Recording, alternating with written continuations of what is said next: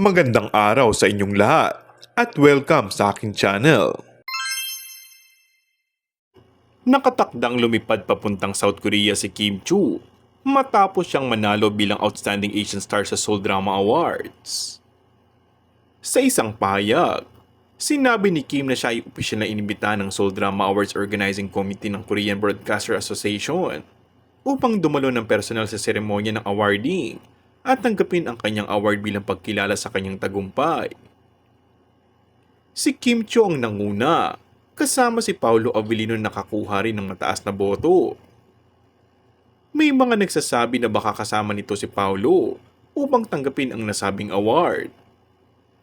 Sa kanyang pagbisita sa South Korea, inaasahang makakaharap ni Kim ang kapwa niya artista mula sa iba't ibang bahagi ng bansa at ito rin ay isang pagkakataon upang ipakita ang husay ng mga Pilipino sa larangan ng entertainment.